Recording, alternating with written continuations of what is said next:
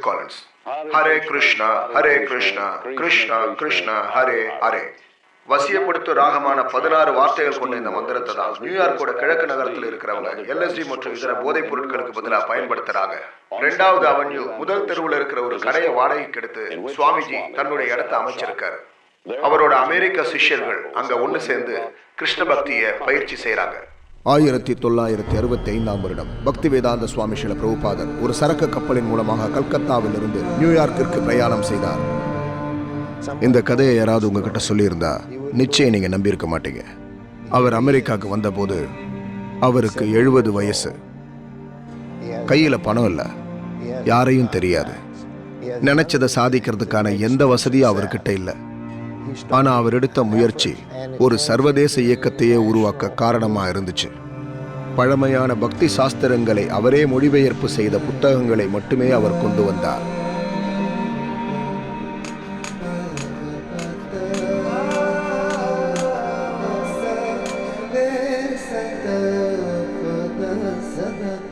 லௌகீகமான வாழ்க்கை முறைக்கு எதிராக நான் ஒரு புரட்சியை கொண்டு வரணும்னு நினைச்சேன். அது மூலமா உலக மக்கள் எல்லாரும் அதீதமான சந்தோஷத்தை அடையணும். அதுதான் என்னோட லட்சியம்.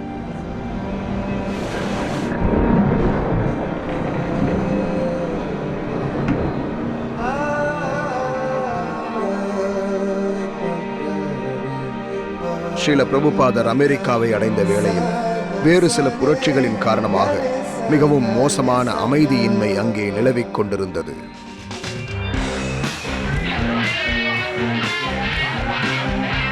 ரொம்பவும் வித்தியாசமான நேரத்தில் தான் பிரபுபாதர் அமெரிக்காவுக்கு வந்து சேர்ந்தார்.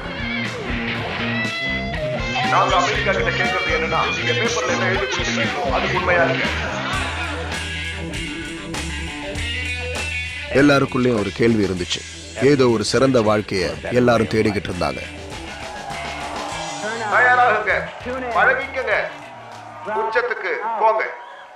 டைமத்தி லாரி போதைப் பொருட்கள் விற்கிறவங்களை கூட்டிட்டு வந்தாரு. ஆனா அது எங்களோட தேவைக்கு போதுமானதா இல்ல. போதைப் பொருட்களுக்கு பதிலா வேற ஒரு உண்மையான பொருள் எங்களுக்கு தேவைப்பட்டது. திடீர்னு கிழக்குல இருந்து ஒரு புதிய சக்தி வந்துச்சு. இந்தியாவை நோக்கி மக்கள் அது திரும்பி பார்க்க வச்சுது. அதனால பிரபுபாதர் ஒரு வரலாற்று சம்பவம் நடக்கிற நேரத்துல தான் அமெரிக்காவுக்கு வந்து சேர்ந்தார். சரியான சமயத்துல எங்க எல்லாருக்கும் நடுவுலயும் அவர் வந்து இறங்கினார். எல்லாரும் நினைக்கிறாங்க தான் ஒரு அமெரிக்கன், தான் ஒரு இந்தியன், தான் ஒரு ஐரோப்பியன், தான் ஒரு ஆஸ்திரேலியன். ஆனா நாம இந்த உடல் இல்ல, நாம ஒரு தெய்வீக ஆத்மா. எங்க இயக்கத்தோட நோக்கம் என்னன்னா எல்லாரும் மகிழ்ச்சியா இருக்கிறத பாக்குறது தான். இன்னொருத்தரை தவறா பயன்படுத்தி தான் மகிழ்ச்சியா இருக்கணுங்கிற எண்ணத்துல இல்ல. எல்லாரும் மகிழ்ச்சியா இருக்கணும்னு நாங்க நினைக்கிறோம். ஆனா எப்படி மகிழ்ச்சியா இருக்கணும்னு அவங்களுக்கு தெரியல.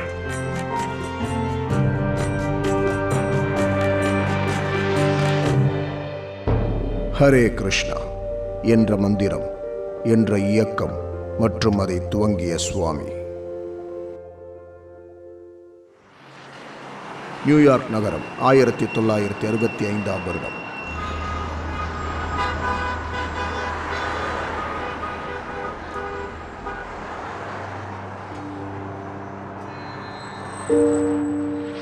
நியூயார்க் நகரோட தெருக்கள்ல நான் சுத்திக்கிட்டு இருந்தேன்.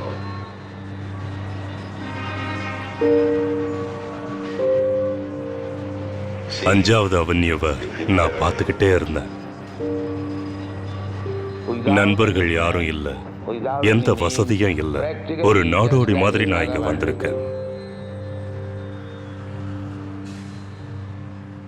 பிரபுபாதர் ஒரு அலுவலக கட்டடத்துல தங்கிட்டு இருந்தாரு.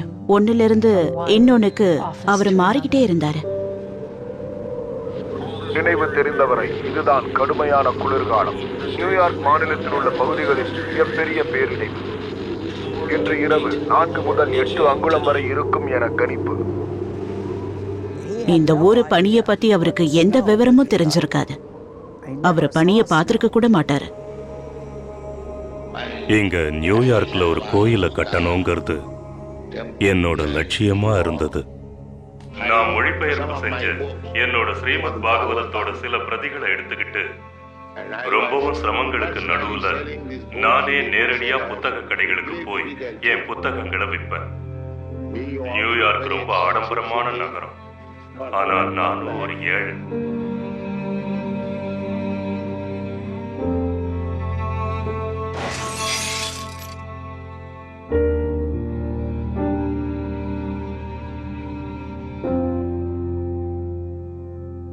என்கிட்ட இருந்த இருப்பு, என்னோட டைப்ரைட்டர், டேப் ரெக்கார்டர் எல்லாம் திருடு போயிடுச்சு.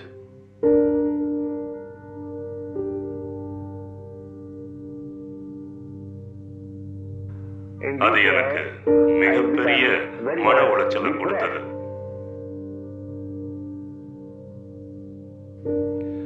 நான் கப்பல் நிறுவனத்துக்கு போய் அடுத்த கப்பல் இந்தியாவுக்கு எப்ப போகும்னு விசாரிச்சேன். நான் நம்பிக்கை இழந்திருந்த சமயத்துல ஒரு கவிதையை எழுதினேன். கிருஷ்ணா, எதுக்காக இந்த நாட்டுக்கு என்ன கூட்டிட்டு வந்த? என்னால என்ன செய்ய முடியும்? ஆனா நீ என்னை இங்க கூட்டிட்டு வந்ததுக்கு ஏதாவது ஒரு காரணம் நிச்சயமா இருக்கும். பரவாயில்ல, உன் விருப்பப்படியே நான் நடக்கிறேன். பொதுவா இந்த சுவாமிகள், யோகிகள், மத தலைவர்கள் எல்லாம் பணக்காரங்க இருக்கிற இடத்துக்கு போய் அவங்க மூலமா அங்கீகரிக்கப்பட்டு பொருளுதவி கிடைச்சி செல்வ செழிப்போட வாழ்வாங்க. இப்போ நீங்க உதாரணத்துக்கு பாத்தீங்கன்னா கிருஷ்ணமூர்த்தி, அவர் ஒரு ஆடம்பரமான அபார்ட்மெண்ட்ல மேல்கிழக்கு பகுதியில நிறைய அறைகள், பிரெஞ்சு பர்னிச்சர்ஸ்லாம் இருக்கிற ஒரு இடத்துல வாழ்ந்தார். ஆனா இந்த பக்தி வேதாந்தர் கல்கத்தா மாதிரி இருக்கிற ஒரு நகரத்துல இப்பிகள் இருக்கக்கூடிய இடத்துல கரடு முரடான, விசித்திரமான, வித்தியாசமான, கொடூரமான அரக்கர்கள் வாழக்கூடிய இடத்துல தான் அவர் வாழ்ந்தார். அதனால அது எப்படி இருந்துச்சுன்னா, ஒரு விதமான பிரகாசத்தை, ஒளிக்கதிர சரியான இடத்துக்கு, சரியான மக்களுக்கு அவர் கொண்டு வந்த மாதிரி இருந்துச்சு. தாழ்ந்திருந்த அவங்களுக்கு அது தேவைப்பட்டுச்சு. ஒரு ஹிப்பியா இருந்ததை விட எனக்குள்ள தேடல் அதிகமா இருந்துச்சு, ஆன்மீக தேடல். காரணம், நான் நீளமான முடியோ இல்ல ஒரு புரட்சி இயக்கத்தை சேர்ந்தவனுக்கான எந்த விதமான அடையாளமும் நான் வச்சுக்கல. ஆனா எதையோ தேடக்கூடிய ஒரு தேடல் எனக்குள்ள ஆழமா இருந்துச்சு. பிரபுபாதரை முதல் தடவை சந்திக்க எனக்கு எப்படி வாய்ப்பு கிடைச்சதுன்னா, மன்னாட்டன் இருக்கிற கிராண்ட் ஸ்ட்ரீட்ல நான் நகர குறுக்கு பேருந்துல போய்கிட்டு இருந்தேன். அப்ப எனக்கு தெரிஞ்ச ஒருத்தர் அங்க போறதை பார்த்தேன். அவரை சந்திச்சேன். அவர் என்கிட்ட ஒரு துண்டு பேப்பர்ல ஒரு அட்ரஸ் எழுதி கொடுத்து, இந்த இடத்துல இந்தியாவில இருந்து ஒரு சுவாமி வந்திருக்காரு, வாரத்துக்கு 3 தடவை ஒரு உபன்யாசம் கொடுக்கறாரு, நீ அங்க போனோன்னு சொன்னாரு. நான் முதல் தடவை பிரபுபாதரை சந்திச்சப்பவே எனக்கு அவரை ரொம்ப பிடிச்சு போச்சு. காரணம், அவர் முதியவரா இருந்தாரு, கற்றறிந்த அறிஞரா இருந்தாரு, தனியா இருந்தாரு. அவருக்கு நான் ஏதாவது உதவி செய்யணும்னு எனக்குள்ள ஒரு உணர்வு தோணுச்சு. நான் தெருக்கள்ல சுத்திக்கிட்டு இருந்தேன். இங்க இருந்த இளைஞர்கள் என்ன பார்த்தாங்க. ஒவ்வொருத்தரா இங்க வர ஆரம்பிச்சாங்க. பிரபுபாதர் கிட்ட ஒரு அற்புதமான விஷயம் என்னன்னா, அவரு ரொம்பவும் அன்பானவரா இருந்தாரு. எல்லாரையுமே அவர் ஏத்துக்கிட்டாரு. கோயிலுக்கு அவங்கள ரொம்ப அன்பா வரவேற்றாரு. அது மட்டும் இல்லாம அவரை மாதிரி யாராலையும் சமைக்கவே முடியாது. அவர் சமைச்ச உணவு ரொம்ப ருசியா இருந்தது. அன்பு விருந்துக்காக அவங்க வந்தாங்க. ஒவ்வொரு ஞாயிற்றுக்கிழமையும் குறைஞ்சபட்சம் 200 பேருக்கு அருமையான உணவை விருந்தா கொடுத்தேன். தினப்படி குறைஞ்சபட்சம் 15 to 20 பேருக்கு நான் தான் எல்லாத்தையும் சமைப்பேன். அவர் கொடுத்த உணவு வெறும் சுவையாவோ ஆரோக்கியமாவோ மட்டும் இல்ல, ரொம்ப புனிதமான ஒன்னாவும் அந்த உணவு இருந்துச்சு. என்னோட மாணவர்கள்ல பலர் LSD பழக்கத்துக்கு அடிமையா இருந்தாங்க. ஆனா இப்போ அதை அவங்க விட்டுட்டாங்க. அவங்க மாமிசம் சாப்பிடுறதில்ல. அவங்களுக்கு மது, சிகரெட் இந்த மாதிரி எதுவுமே தேவைப்படுறதில்ல. என்னோட பணி ஹரே கிருஷ்ணான்னு சொல்ல வைக்கிறது, இந்த மகா மந்திரத்தோட தத்துவத்தை பிரச்சாரம் பண்றது. இது ஒரு உன்னதமான அதிர்வு.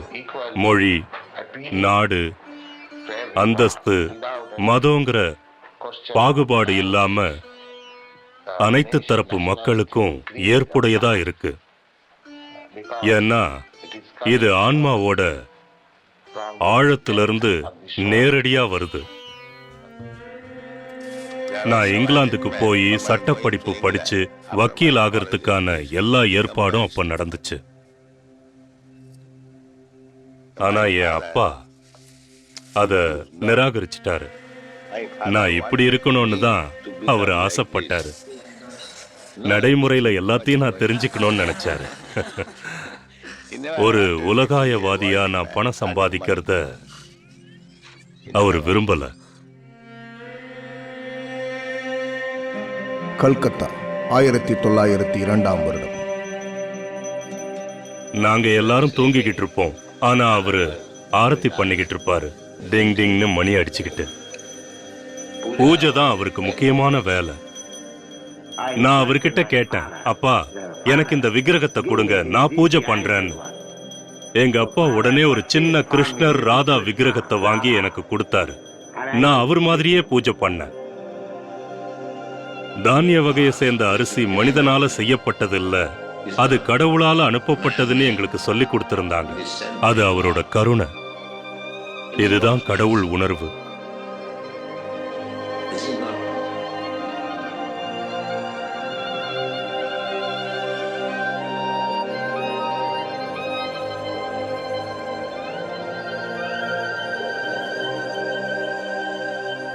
சரித்திரப்படி பார்த்தீங்கன்னா இந்தியாவில் வாழற எல்லாருமே ஒரு சராசரியான வாழ்க்கையோட ரொம்பவும் அமைதியா நிம்மதியா வாழறாங்க. இது கடவுள் ஏற்பாடு. ஒரு காலத்துல இந்தியாவோட கலாச்சாரமா இருந்தது என்னன்னா, மனித வாழ்க்கையோட முழு குறிக்கோள் லட்சியம் கிருஷ்ண பக்தி தான். இந்தியாவோட ஆன்மீக கலாச்சார சரித்திரத்தை வச்சு பார்க்கும்போது என்ன வெளிப்படுத்துதுன்னா, மனித நேயம் ஆன்மீக வெளிக்கொணர்தலுக்கு முக்கிய தேவையா பல தருணங்கள் இருந்திருக்கு. 500 வருடங்களுக்கு முன்னாடி கிருஷ்ண பக்திக்கு ஒரு முன்னோடியா, ஒரு தலை சிறந்த ஆசானா ஸ்ரீ சைத்தன்யர் கவலைகளும் துயரங்களும் நிறைஞ்ச இந்த உலகத்துல 15ஆம் நூற்றாண்டுல இந்தியாவில் அவதரிச்சார். ஸ்ரீ சைத்தன்யரோட இயக்கம் ஒரு புனிதமான சப்தத்தோட இயக்கம். மக்கள் எல்லாரையும் ஒன்னா தெருவுல கூட வச்சு அவங்கள பாடவும் ஆடவும் செய்யற இயக்கம். இந்தியாவோட ஒவ்வொரு மூல முடுக்கிலையும் பக்தி இயக்கத்தை, ஆன்மீக இயக்கத்தை கொண்டு சேர்க்கணும்னு ஸ்ரீ சைத்தன்யர் தீர்மானிச்சார். அவர் 1000 இல்ல, கோடிக்கணக்கான மக்களை கிருஷ்ணரோட புனித நாமத்தை ஜபம் செய்ய ஒரு தூண்டுதலா இருந்தாரு. இந்த புரட்சி எதுக்காகன்னு மக்கள் புரிஞ்சுக்க முயற்சி பண்ணாங்க. ஆன்மா எல்லாம் ஒண்ணு. நாம இந்த அழியக்கூடிய உடல் இல்ல, நாம எல்லாரும் சகோதர சகோதரிகள், இறைவனோட குழந்தைகள். உயிர் எங்க இருந்தாலும் அதுல ஒரு புனிதம் இருக்கு. இந்து, முஸ்லிம், கிறிஸ்துவன், பார்சின்னு எல்லா தரப்பு மக்களும் நாம சங்கீர்த்தனத்துல கலந்துகிட்டாங்க. அவங்க ஒவ்வொரு தெருக்களுக்கும் போய் அங்க இருக்கிற வீடுகளுக்கும் போனாங்க.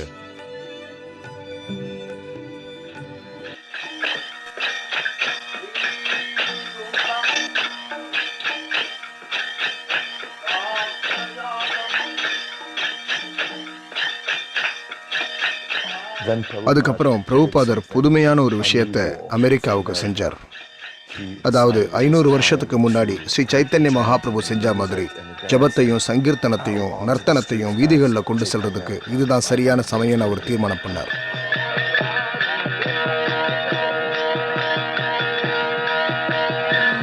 டாம்கின் ஸ்கொயர் பார்க், அக்டோபர் 9, 1966.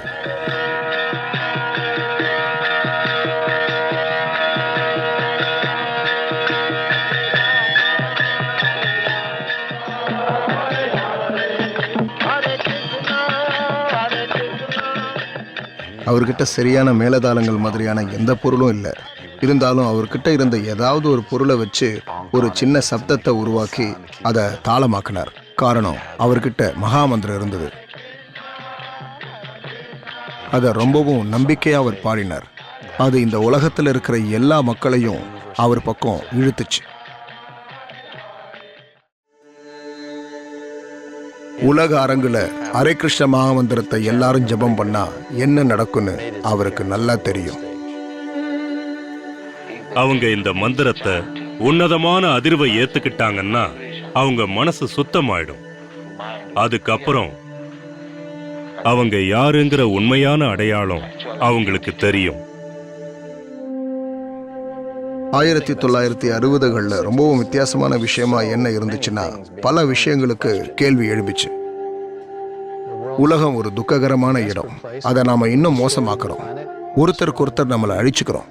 இது எல்லாத்துக்கும் ஒரு தீர்வு அவங்க எதிர்பார்த்தாங்க. இளமை காலத்துல ஸ்ரீல பிரபுபாதரும் அதைத்தான் தேடினார். அவர் ஒரு காந்தியவாதியா இருந்தார். நான் காந்தியோட மாணவனா இருந்தேன். 1920ல ஒத்துழையாமை இயக்கத்துல நான் சேர்ந்தேன். பிரபுபாதரை காந்தியோட இயக்கம் ரொம்ப கவர்ந்துச்சு. காரணம், அப்போதைய தாங்க முடியாத சூழ்நிலைக்கு எதிராக அகிம்சை முறையில செயல்பாடு போராட்டம்னு அந்த இயக்கம் நடத்திச்சு. ஆனா அவரோட குருவை அவர் சந்திச்சதுக்கு அப்புறம் அது மாறிடுச்சு. வேறு விதமான ஒரு புரட்சி, அது ஒரு உயர்ந்த காரணத்துக்காக இருக்கணும். அது ரொம்ப முக்கியம். அது அரசியல் தீர்வா இருக்கக்கூடாது, ஆன்மீக தீர்வா இருக்கணும். கல்கத்தா 1922ல ஸ்ரீல பக்தி சித்தாந்த சரஸ்வதி கிட்ட என் நண்பர் ஒருத்தர் என்ன கூட்டிட்டு போனாரு. நீ ஏன் இந்த செய்திய மேற்கத்திய நாடுகள்ல பிரச்சாரம் செய்யக்கூடாதுன்னு அவர் சொன்னாரு.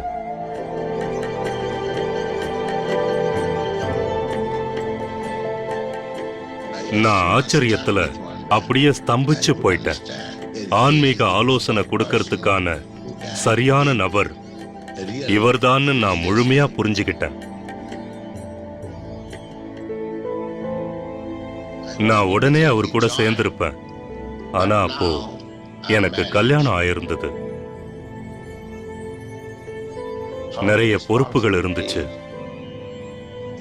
அது என்ன தடுத்துச்சு. ஆனா அவர்தான் என்னோட ஆன்மீக குருன்னு என் மனசுல நான் தீர்மானிச்சிட்டேன். அலகாபாத், இந்தியா, 1936. அந்த நேரத்துல நான் ஒரு பெரிய மருந்து கடையை நடத்திக்கிட்டு இருந்தேன். வியாபார வட்டத்துல ஒரு மருந்து கடையோட உரிமையாளர் நான் எல்லாருக்கும் தெரியும். என்னோட வியாபாரம் நல்லா பெருகுச்சு. அதுக்கப்புறம் அவரோட குரு கிட்ட இருந்து வேற ஒரு வேண்டுகோள் வந்துச்சு. இந்த தடவை கடிதம் மூலமா. நீ என்கிட்ட இருந்து என்ன கத்துக்கிட்டியோ அதை எல்லாருக்கும் ஆங்கில மொழியில பிரச்சாரம் பண்ணு. அது உனக்கும் நன்மை பயக்கும், நீ பிரச்சாரம் செய்யறவங்களுக்கும் நன்மையை கொடுக்கும். இதுதான் என் உபதேசம்னு குறிப்பிட்டிருந்தாரு. அதுக்கப்புறம் 1936ல அவர் இந்த உலகத்தை விட்டு மறைஞ்சிட்டாரு.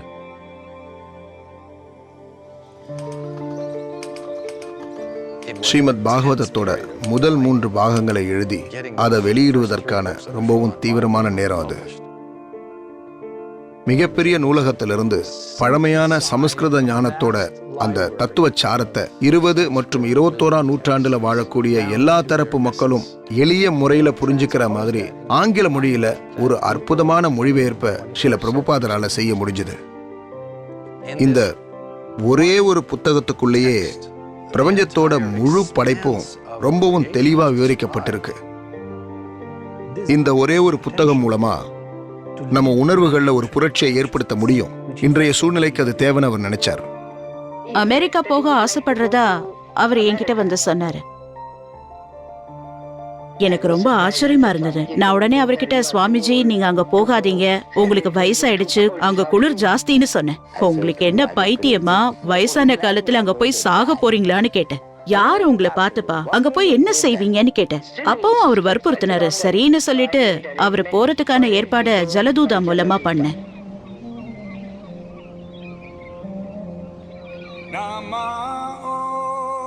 நாம இப்ப சுவாமி ஏசி பக்தி வேதாந்தர் கிட்ட பேசிக்கிட்டு இருக்கோம். வணக்கம் சுவாமிஜி.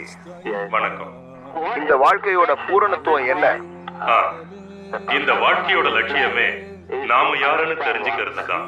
நான் யாரு, இதுதான் ஆரம்பம். நான் ஏன் கஷ்டப்படணும், என் கஷ்டத்தை போக்க ஏதாவது வழி இருக்கா? அதாவது நாம யாருன்னு தெரிஞ்சுக்கிறது, ஆமா, நம்மளை பத்தி தெரிஞ்சுக்கிறது. நாளுக்கு நாள் நிறைய அமெரிக்க இளைஞர்கள் என்கிட்ட வந்தாங்க. அதுக்கப்புறம் கிருஷ்ண பக்தி இயக்கத்தை 1966ல நான் பதிவு செஞ்சேன். அவர் என்ன செய்ய போறான்னு கூட தெரியாம இருந்தாங்க. ஆனா அவர் உத்தரவாதம் கொடுத்தார், இதைத்தான் நம்ம செய்ய போறோம்னு. அவர் உலகத்தையே திருப்பி போட்டாரு. உலகத்துல இருக்கிற எல்லா நாட்டை பத்தியும் தெரிஞ்சுக்கிட்டு இருந்தாரு. சில நேரத்துல அவர் சொல்லுவாரு, பிரம்மானந்தா நீ ரஷ்யாக்கு போகணும், கௌரவ் சுந்தர் நீ ஜப்பானுக்கு போ. உலகத்துல இருக்கிற எல்லா நாட்டுக்கும் ஆளை அனுப்புறதுதான் அவரோட திட்டமா இருந்தது. ஆனா நீங்க ஒண்ணு புரிஞ்சுக்கணும், எங்க கூட இருந்தது வெறும் 12 இளைஞர்கள் மட்டும்தான்.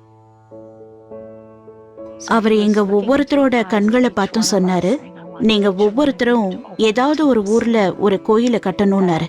அந்த நேரத்துல நான் சின்ன பொண்ணாவும் ரொம்ப விளையாட்டுத்தனத்தோடயும் இருப்பேன். அப்போ எனக்கு 16 வயசு தான். நான் அவர்கிட்ட கேட்டேன், பெண்கள் கூட இத செய்யணுமான்னு. பிரபுபாதர் என்னை பார்த்து சொன்னாரு, ஆண்களுக்கும் பெண்களுக்கும் எந்த வேறுபாடும் இல்லை.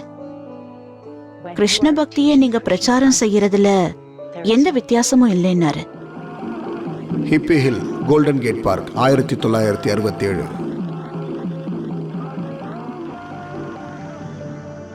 எங்க எல்லாருடைய உடம்புக்குள்ளேயும் அவர் ஆன்மீகத்தை புகுத்தினார். அவருடைய சீடர்களுக்கு அது தேவைப்பட்டது. அவர்கிட்ட இருக்கிற எல்லா ஆன்மீக விஷயங்களும் இது எனக்கு தேவை, அது எனக்கு தேவைன்னு அவங்க நினைச்சாங்க. அதனால அவர்தான் குரு. பிரபுபாதர் மேலேயும் பக்தர்கள் மேலேயும் நிறைய ஹிப்பிக்கள் அன்பு செலுத்தினாங்க. ஹரே கிருஷ்ணா தான் ஹிப்பிக்களோட உண்மையான மதம்னு அந்த சூழ்நிலையில அவங்க முழுமையா நம்பினாங்க. யுனைடெட் ஸ்டேட்ஸ்ல இருக்கிற எல்லாரும் கிருஷ்ணன் மேல நம்பிக்கை வச்சு உங்க அளவுக்கு வந்துட்டாங்கன்னா இந்த நாட்டோட நிலைமை எப்படி இருக்கும்? அது எந்த மாதிரியான மாறுதலை ஏற்படுத்தும்? அவங்க எல்லாரும் அமைதியாவும் சந்தோஷமாவும் இருப்பாங்க. அதுக்கப்புறம் ஹிப்பிகளே இருக்க மாட்டாங்க. நீங்க ஹிப்பிக்களை எப்படி விவரிக்கிறீங்க? புகைப்பிடிக்கிறவங்களையா? என்னை விட உங்களுக்கு நல்லா தெரியும்னு நினைக்கிறேன். ரொம்ப வித்தியாசமானவங்க.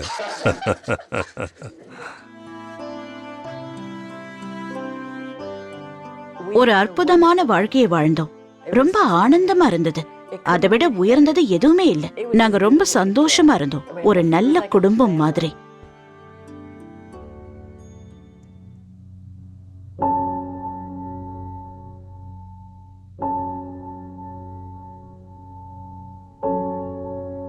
திடீர்னு ஒரு நாள் அவருக்கு நடுக்கம் ஏற்பட்டுச்சு.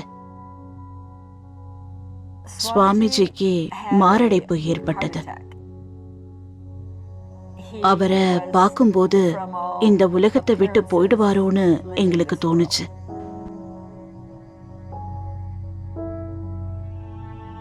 பக்தர்கள் உருக்கமா பிரார்த்தனை பண்ண ஆரம்பிச்சாங்க. சான் பிரான்சிஸ்கோ, நியூயார்க்ல இரவு முழுக்க கிருஷ்ணர் கிட்ட மனமுருகி பிரார்த்தனை பண்ணோம். தயவு செஞ்சு அவரை எடுத்துக்காத, அவரை எங்களுக்கு வேணும்னு. அவர் இப்பதான் வந்திருக்காரு. இன்னும் நிறைய நாள் எங்க கூட இருக்கணும். அவர் ஒரு முதியவர்னோ நோயாளினோ நாங்க நினைச்சதே இல்லை. இந்த இயக்கத்தோட தலைவர் அவர். நாங்க அவரை ரொம்பவே சார்ந்து இருக்கோம். அவர் இல்லாத ஒரு வாழ்க்கையை எங்களால நினைச்சு கூட பார்க்க முடியல. இதயம் ரொம்ப பலவீனமாயிடுச்சு. உடல்நிலை பாதிக்கப்பட்டுடுச்சு. என்னால முடியல. இதுக்கு மேல நான் இருக்க மாட்டேன். அதனால விருந்தாவனம் போய் அங்க உயிரை விடலான்னு நினைச்சேன்.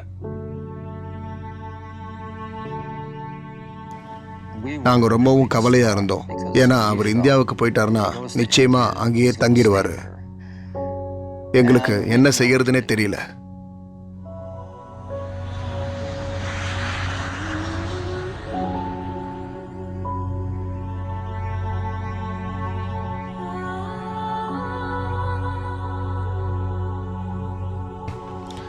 நாங்க அவரை இழந்துட்டோம்.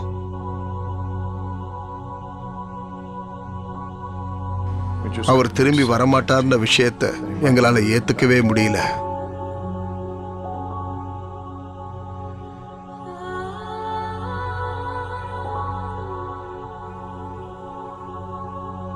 அஞ்சு மாசம் நாங்க துக்கத்துல இருந்தோம்.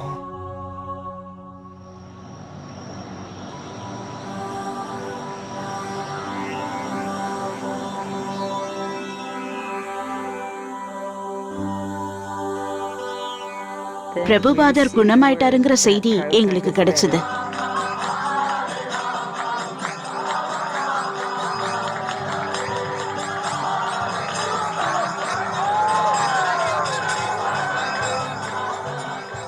எங்களுக்கு அவர் திரும்பவும் கிடைச்சிட்டாரு. இப்ப நாங்க முன்னோக்கி போகணும். எந்த அளவுக்கு அவர்கிட்ட இருந்து கத்துக்க முடியுமோ அதை நாங்க கத்துக்கணும்.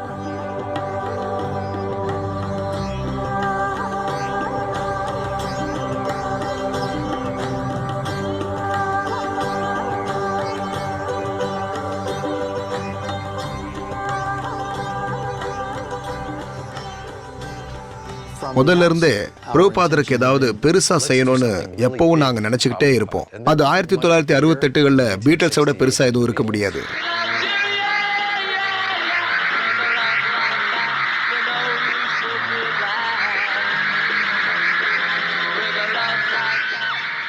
எங்களுக்கு ஒரு செய்தி கிடைச்சது. அதாவது பீட்டல்ஸ் இந்தியாவில் ரிஷிகேஷ்ல ஒரு குரு கிட்ட ஆன்மீகத்தை பயில்றதா. அதுக்கப்புறம் லைஃப் மேகசின்ல வந்த இந்த செய்தி ரொம்பவும் பிரபலமாச்சு. கிழக்குல இருக்கிற தத்துவத்தை பாடலா பதிவு செஞ்சு அவங்க ஒரு இசைத்தட்டு வெளியிட்டாங்க. அது எங்களுக்கு ரொம்ப பிடிச்சிருந்தது. அதனால நான் ஒரு திட்டத்தை முன் வச்சேன். அதாவது லண்டனுக்கு போய் பிரபுபாதருக்காக அங்க ஒரு மையத்தை ஆரம்பிச்சு பீட்டல்ஸை சந்திப்போன்னு. நாங்க இங்கிலாந்துக்கு வந்த உடனே முதல்ல உணர்ந்த விஷயம் என்னன்னா, அந்த மிகப்பெரிய நகரத்துல நாங்க எல்லாரும் தனிச்சு தெரியணும்னா முதல்ல எங்களோட தலைய நாங்க மொட்டை அடிச்சு ஆகணும். அது வரைக்கும் என்னோட சுருட்ட முடிய மொட்டை அடிக்கிறது ஒரு கோரமான விஷயமாவே எனக்கு இருந்துச்சு. அதை செய்ய நான் விரும்பல. அது வரைக்கும் ஒரு போர்வையை எங்க மேல ஆடையா போத்திக்கிறதையும் நாங்க விரும்பல. எங்க குழுவுக்கு ராதாகிருஷ்ணர் கோவில் அதிரடி இசைக்குழுன்னு நாங்க பேர் வச்சோம். அதிரடி இசை நிகழ்ச்சியில நாங்க கலந்துக்க ஆரம்பிச்சோம்.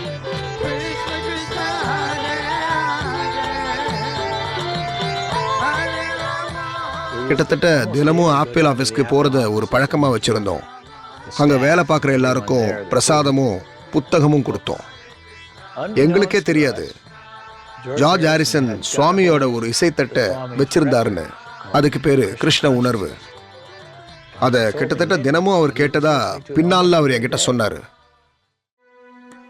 நாங்க தங்கிட்டு இருந்த கான்வென்ட் கார்டன் இடத்துக்கே நேரா வந்து ஜார்ஜ் எங்களை சந்திச்சாரு. அவரு ஹரே கிருஷ்ண மந்திரத்தை ரொம்பவும் பாராட்டினாரு. 45 நிமிஷ பதிவை நம்ம உடனே பண்ணலான்னு சொன்னாரு. வெளியான முதல் நாளே 70,000 இசைத்தட்டுகள் வித்து போச்சு. ஆப்பிள் கம்பெனி எங்களுக்காக ஒரு பயணத்தை ஏற்பாடு பண்ணாங்க. நாங்க ஜெர்மனிக்கும் பிரான்ஸுக்கும் போனோம். அங்க தொலைக்காட்சியில அதை பதிவு பண்ணாங்க.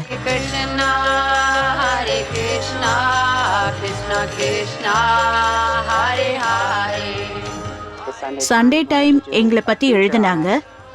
நாங்க உடனே பிரபுபாதருக்கு ஒரு செய்திய தலைப்பா அனுப்பி வச்சோம். அதாவது கிருஷ்ண உணர்வு லண்டன்ல ஆரம்பம் ஆயிடுச்சுன்னு.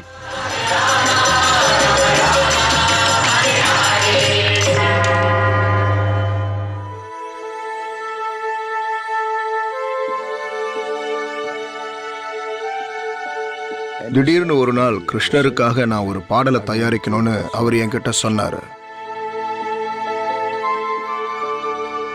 நாங்க ஆப்பிள் மேடைக்கு பின்னாடி போனப்போ இதுதான் அந்த பாடல்னு மை ஸ்வீட் லார்டுன்ற பாட்டை பாட ஆரம்பிச்சாரு.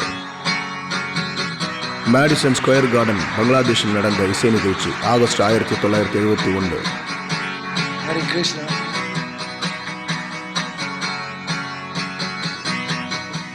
எல்லாத்துக்கும் அடித்தளமான யோகம் மற்றும் வேத சாஸ்திரங்களுடைய கதவை திறக்கிற உண்மையான சாவியா இசை இருக்கு. இசை மூலமா நாம நினைச்சதை எதை வேணா அடைய முடியும். அப்படிப்பட்ட ஒரு இசைதான் என்னோட வாழ்க்கைக்கு முதுகெலும்புன்னு கூட சொல்லலாம்.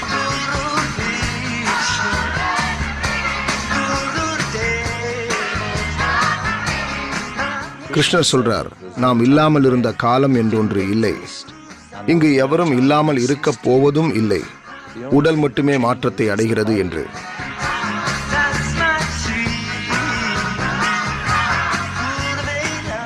ஜார்ஜ் இதை அறிமுகப்படுத்தின உடனே உலகம் முழுக்க இது பரவ ஆரம்பிச்சிருச்சு.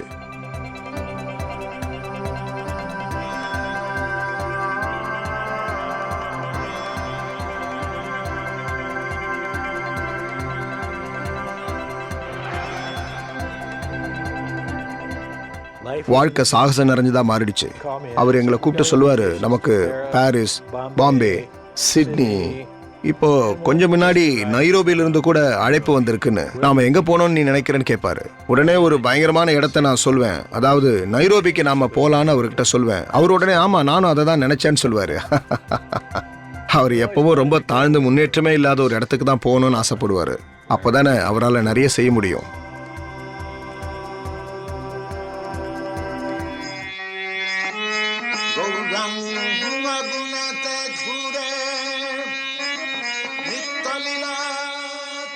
அவர் வெளிப்படுத்தின சக்தி கற்பனைக்கு அப்பாற்பட்டது. அப்ப எனக்கு 20 வயசு தான் இருந்தாலும் அவர் அளவுக்கு என்னால ஈடு கொடுக்கவே முடியல. அதுக்கப்புறம் 60களோட முடிவுல 70ஓட ஆரம்பத்துல இஸ்கான் பெருசா வளர ஆரம்பிச்சது. எல்லா இடத்துல இருந்தும் மக்கள் வந்து சேர ஆரம்பிச்சாங்க. தன்னோட கடிதங்கள் மூலமாவே அவர் எல்லாத்தையும் நிர்வாகம் பண்ணாரு. தன்னோட நூற்றுக்கணக்கான மாணவர்கள் கிட்ட இருந்து அவருக்கு தினசரி கடிதங்கள் வரும். அந்த ஒவ்வொரு கடிதத்துக்கும் அவரே தனிப்பட்ட முறையில பதில் எழுதுவார். அவர் எந்த கடிதத்துக்கும் பதில் எழுதாம இருந்ததில்லை. முழுமுதற் கடவுள் யாருன்னு முழுமுதற் கடவுளோட கருணை மூலமா தான் நம்மளால தெரிஞ்சுக்க முடியும்.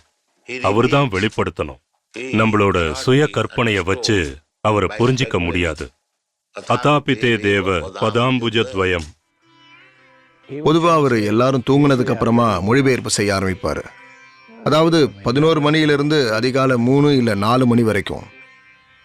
உங்களோட முதல் தேவை உங்க தேவையை நீங்களே பூர்த்தி பண்ணிக்கிறது தான். அதுதான் கடவுளோட ஏற்பாடு. பிரபுபாதர் இயற்கையோட ஒத்து வாழணும்னு எங்களுக்கு அறிவுரை செஞ்சாரு. நம்ம தேவையை பூர்த்தி செய்யற பண்ண நிலங்களை நிறுவ சொன்னாரு. கடவுள் நமக்கு கொடுத்திருக்கிற வரப்பிரசாதத்தை பயனுள்ளதா ஆக்கிக்கிட்டு எந்த வழியிலையும் அதை நம்ம செயற்கையா மாத்த முயற்சி பண்ணாம இயற்கையோட பரிசு எப்படி இங்க வந்ததோ அதை அப்படியே பயன்படுத்தணும்னு பிரபுபாதர் சொன்னார்.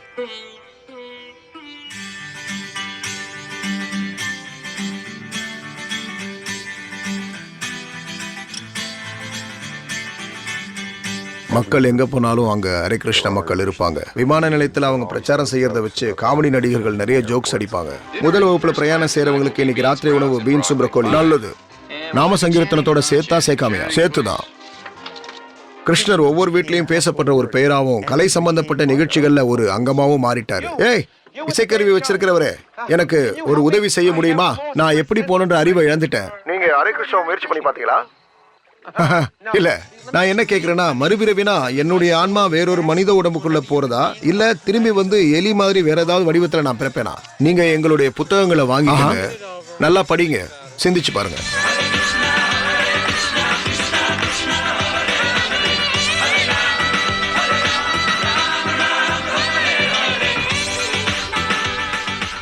நான் சூப்பர் மார்க்கெட்ல இருந்து ரொம்ப கோபத்தோட வெளியில வந்தேன். அப்பதான் நல்ல மனிதர்களான ஹரே கிருஷ்ண பக்தர்களை சந்திச்சேன். அவங்க எனக்காக பாடினாங்க, எனக்கு பிரசாதம் கொடுத்தாங்க. அந்த விஷயம் எனக்கு தேவைப்பட்டது. ராத்திரி உணவு சமைக்க தேவையில்லாம இருந்திருந்தா நானும் அவங்க கூடவே போயிருப்பேன்.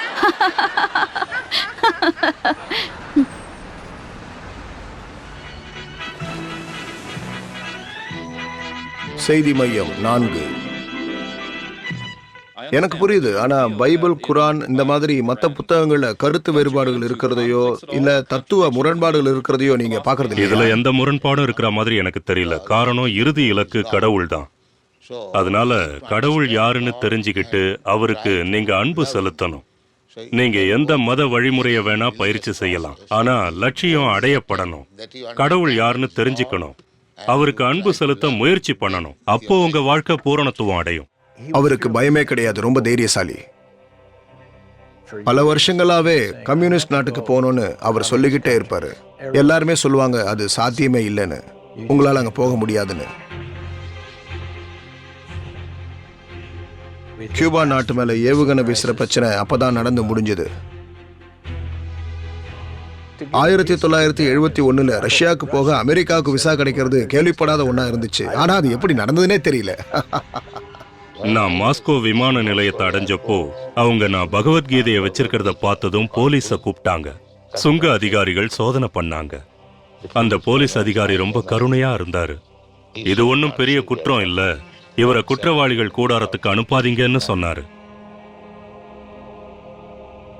நாங்க அங்கிருந்த சர்ச்சுகளை கடந்து போகும்போது துப்பாக்கி ஏந்திய காவலாளிகள் அங்க நிக்கிறத அவர் பார்த்தாரு. யாருமே உள்ளேயும் போல வெளியும் வரல. அதை பார்த்ததுக்கு அப்புறம் பிரபுபாதர் சொன்னார், உண்மையிலேயே இங்க இருக்கிற சாதாரண ரஷ்ய மக்கள் ஆன்மீகத்தை விரும்புறவங்க தான். ஆனா அவங்களோட தலைவர்களால கடவுள் கிட்ட போறதுக்கான வழி அவங்களுக்கு தடை செய்யப்பட்டிருக்கு. நான் என்னோட பணத்தை மாத்திக்க ஒரு வங்கிக்கு போனேன். வங்கிக்கு வெளியில 2 இளைஞர்கள் இருந்தாங்க. அவங்க என்கிட்ட வந்து அவங்க உடனே பிரபுபாதரை சந்திக்க என் கூட வந்தாங்க. நான் என்னோட பகவத்கீதையை கொடுத்தேன். அந்த புத்தகத்தை வச்சு அவர் ஒரு பிரதி எடுத்துக்கிட்டு அதை மொழிபெயர்ப்பு செஞ்சு ரஷ்யா முழுக்க கம்யூனிஸ்ட் இருந்த காலத்திலையும் அவர் அதை பரப்பினார். அந்த ஒரு சின்ன விதையிலிருந்து ஆயிரக்கணக்கான கிருஷ்ண பக்தர்கள் உருவானாங்க.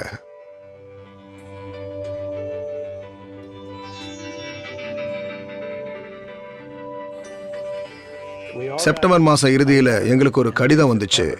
அதுல 20 பேரோட பேர் இருந்தது. இவங்க எல்லாரும் இந்தியாவுக்கு வந்து என் கூட சேர்ந்துக்கணும்னு எழுதி இருந்தது. அந்த வரிசையில என் பேரும் இருந்தது. எனக்கு நிலாவுல இருக்கிற மாதிரி இருந்தது. இந்தியாவுக்கு போக வாய்ப்பு கிடைச்சது. மேற்கத்தியர்கள் காவியோட அணிஞ்சு மொட்டைத்தலையோட குடுமி வச்சுக்கிட்டு மிருதங்கம் வாசிச்சதும் பெண்கள்லாம் புடவை அணிஞ்சுக்கிட்டு இருந்ததை மக்கள் பார்த்தப்போ ஒரு கண்கொள்ளா காட்சியா இருந்தது. அமெரிக்கர்கள், ஐரோப்பியர்கள், இளைஞர்கள், பெண்கள்னு இந்தியாவை புயலால எடுத்துக்கிட்ட மாதிரி இருந்தது. மேற்கத்திய நாடுகள்ல இருந்து இப்படி ஒரு சாதுக்களை இந்தியா இதுக்கு முன்னாடி பார்த்திருக்காது. பிரபுபாதர் தன்னுடைய வெளிநாட்டு சீடர்களை இந்தியாவுக்கு கூட்டிட்டு வர முக்கியமான காரணம் என்னன்னா, இந்தியாவோட பாரம்பரியம் தான் இந்த நாட்டோட சொத்து. அதை நீங்க மறுத்துட்டீங்க. இதை மறுபடியும் இந்திய மக்களுக்கு அவர் புரிய வைக்க நினைச்சார்.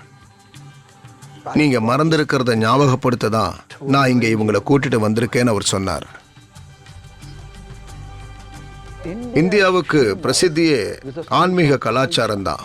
அதனால அவர் தன்னோட வெள்ளை தோல் இருக்கிற நிறைய சிஷ்யர்களை இங்க கூட்டிட்டு வந்தது இந்தியாவுக்காக தான். அதை அவங்க பெருமையா நினைச்சாங்க.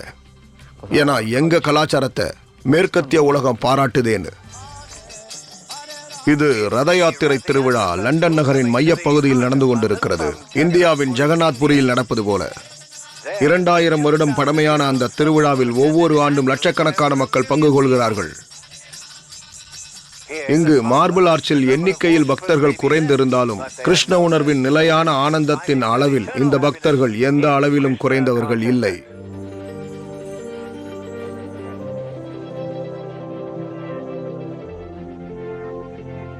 பிரபுபாதருக்கு இது மிகப்பெரிய வெற்றி. லண்டன் நகரத்தோட மிக முக்கியமான வீதிகள் வழியா ரத யாத்திரை மிக பிரம்மாண்டமா டிராஃபல்கர் ஸ்கொயரை நோக்கி நடந்துச்சு. அவர் ஆனந்தத்துல ஆடினாரு. மக்களோட சேர்ந்து நடந்தே வந்தாரு.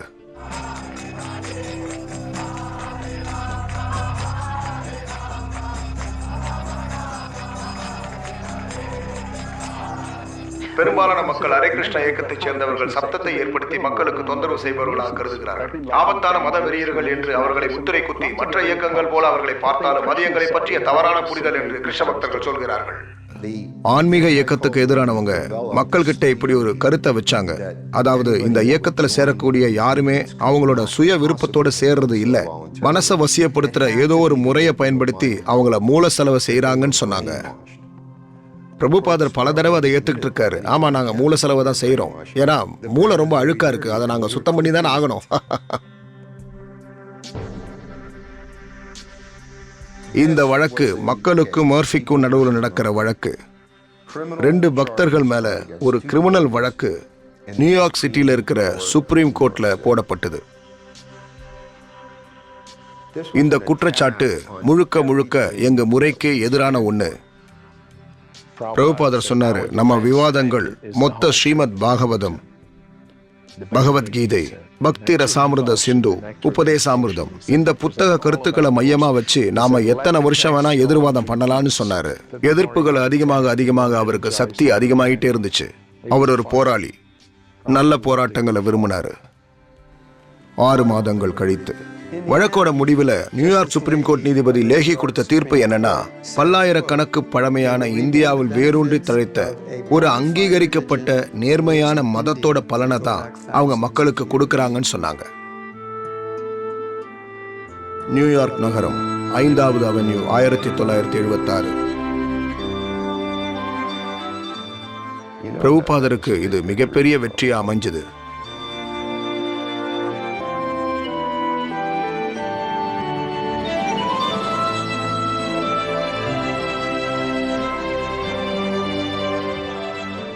நீங்க எல்லாரும் கிருஷ்ண பக்தர்களா மாறி பேரானந்தத்துல பாடி ஆடி கடவுளுக்கு ஆன்மீக அன்பு செலுத்தினீங்கன்னா ஒட்டுமொத்த உலகமும் உங்களை பின்பற்றும். இந்த உலகமே கவலைகள் இல்லாத வைகுண்டமா மாறும். மிக்க நன்றி.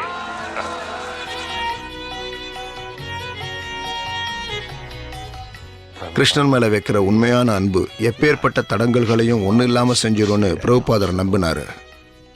கடவுள் மேல செலுத்துற உண்மையான அன்பு எல்லாத்தையும் விட ரொம்ப சக்தி வாய்ந்தது. ஒரு பயங்கரமான சுனாமி மாதிரி தெருவுக்குள்ள அது புகுந்துரும்.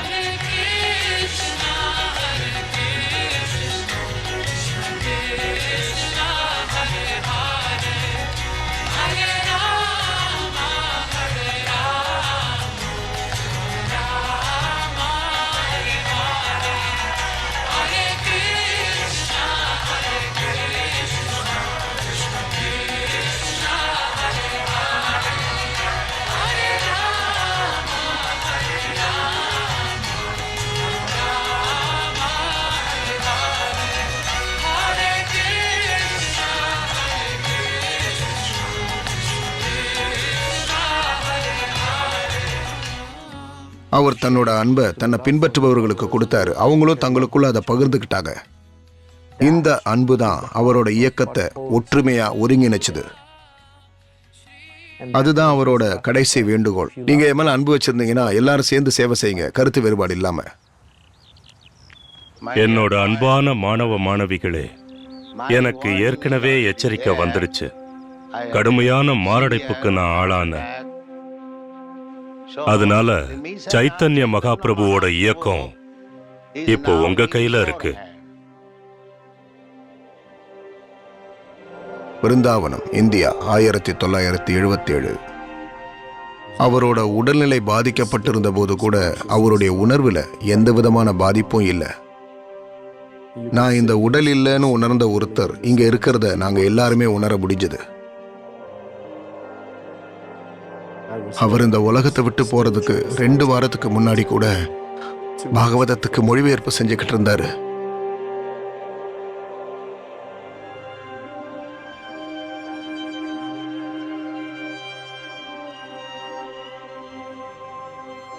நான் உங்க நாட்டுக்கு தனியா வெறும்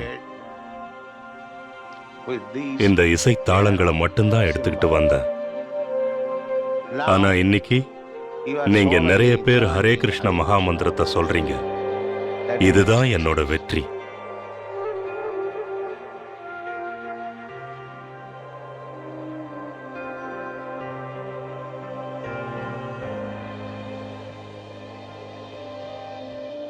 இந்த உலகத்துல நடக்கிற எல்லாமே கிருஷ்ணரோட விருப்பப்படிதான் நடந்துகிட்டு இருக்கு.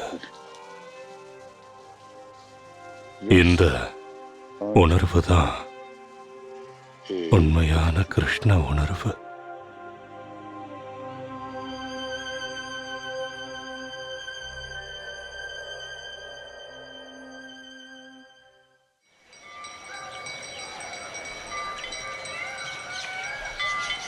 பக்திவேதாந்த சுவாமி பிரபுபாதர் 1977 வருடம் நவம்பர் 14ஆம் தேதி உலகை விட்டு மறைந்தார்.